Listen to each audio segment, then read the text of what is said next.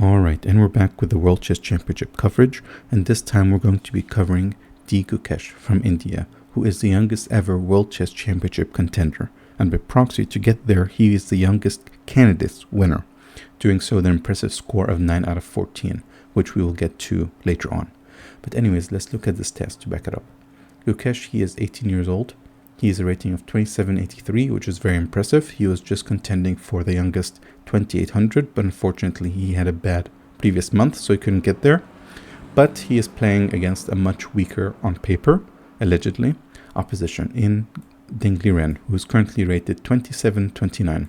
Although if you look at the peak, Dingli Ren peaked at 2816. He was an absolute beast of the past, but it remains to be seen if he can get back to his form and even pose a challenge to Gukesh, who on paper is, 55 rating higher, which is just insane.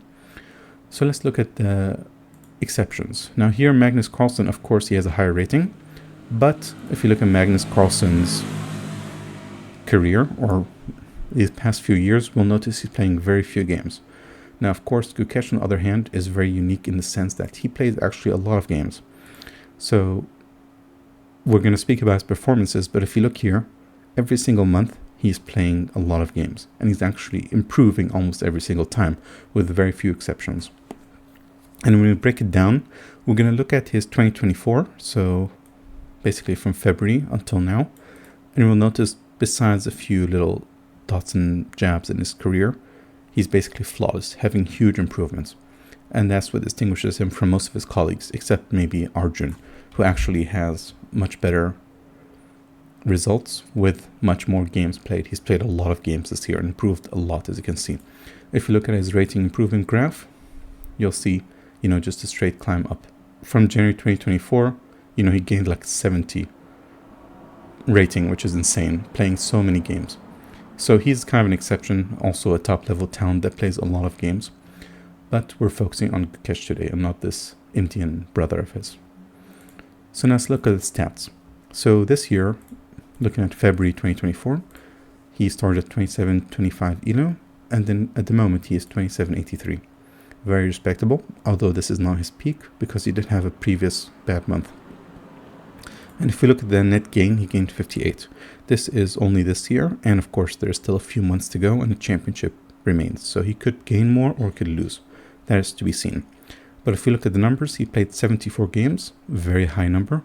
This is something, only Prime Magnus would play. This is a lot of games, or Hans Niemann would play a lot like that. But of those 74, he won 26, drew 42, and only lost 6. Very impressive digit.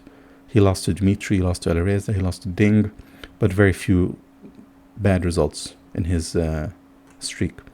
And that is a net result of 63% score. Very impressive, especially when you look at his average opposition.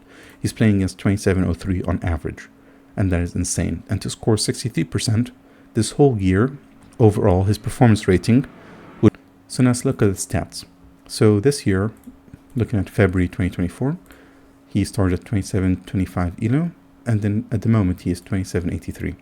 Very respectable, although this is not his peak because he did have a previous bad month.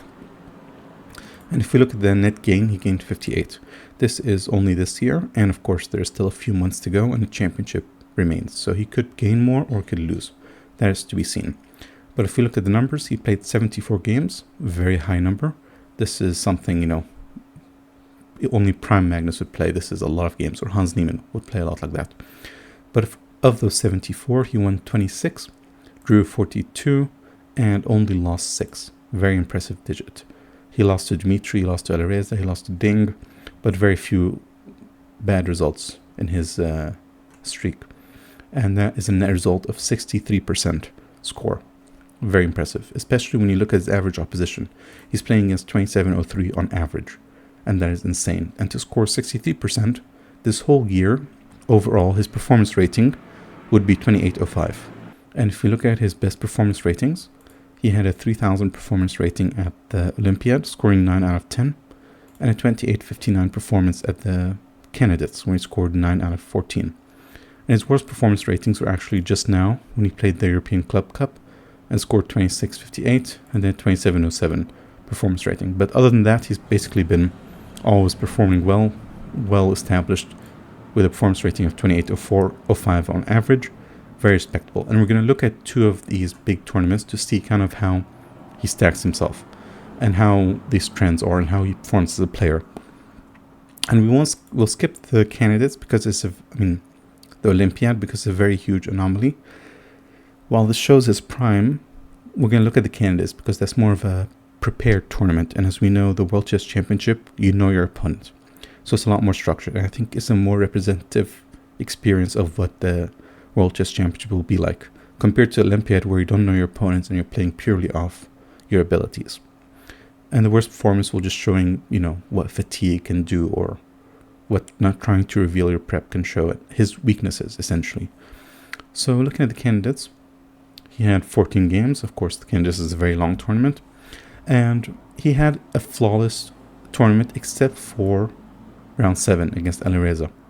And this loss to Alireza is the first point we're going to consider because it shows one of his flaws, which is time trouble. Gukesh is a natural-born calculator, and if he doesn't have time to calculate, he will eventually make mistakes. He has been improving a lot, and he has been quickening his calculations, but he still needs time to calculate. He is not a blitz or rapid player by any means. Rapid, he can get away with it, but if it goes to a tiebreak, Ding will almost certainly be the favorite, and I do suspect he would win. But besides this one little upset with Alireza, where he lost due to time trouble, this was purely off time trouble. The position, as you can see, was equal, but eventually, time trouble made his bid, and he did end up losing and made a big blunder, and the game was over. But other than that, he won so many of his games, and if you look at the graph, a little trend I will notice is that sometimes he lets slip whatever advantage he may have. So you can see against Prague here, he had a big advantage, let it go back to normal. He had small advantages here and there, but eventually he can keep getting his chances, and he sometimes manages to convert it. Very similar with Nijat, a game he shouldn't have struggled with. He had so many opportunities, but because he was the better player, he kept getting them, and eventually found the win. But then eventually later on in the tournament, he kind of corrected that. Vidit had a very smooth win. Nijat had a smooth win. Alireza another smooth win. So it is up and down, but he sometimes lets things go. I'm going to look at only the draws. And another trait of a truly elite player, when it comes to draws, look at the accuracy. This is like 98% and above. Amazing accuracy. When he wants to draw, he will get it. And this was especially obvious against Hikaru in the final round, where he only needed a draw to guarantee at least a tiebreak.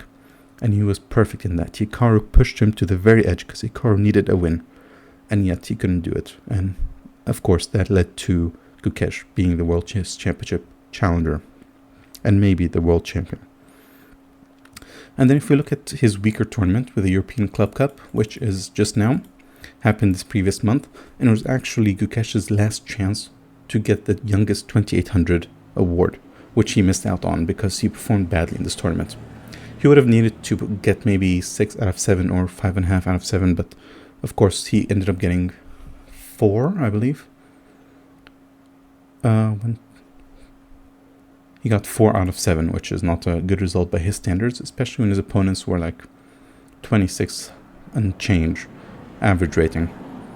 So if you look at the games here, he started off actually quite well, although this win against Marchia was quite shaky with not that high accuracy. But I think where he kind of lost a lot of momentum was with his draw to Rauf, because it was a very, very low accuracy draw, because it's an exception from the norm. Because what we see here, like with his other draws, which is his very signature style, is that he has high accuracy draws. Again, I said it's a sign of a high quality player. And somehow it didn't work out with Rauf Mamedov, and it was quite a shaky draw. And I think this kind of broke his momentum. So he had a good streak going with some wins, which were expected, and then had a shaky draw. And I think in the next round, and Dmitry Andreikin was also still on a hot streak. He had a good performance in the Olympiad, and I think he's a very sharp player, and you have to fear him.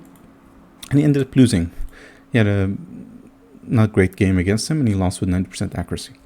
And then after that, I think he was just trying to do damage control. Because after this loss, it was pretty much over for the 2800 goal. And at this point, he probably just cruised, did a few easy draws, and got out of there. Because it's very important with this tournament being so close to the championship, you don't want to leak your prep. And so that's Gukesh. And I think pretty telling, and I think he has a good chance of winning the championship. But it remains to be seen. Alright, thanks for watching.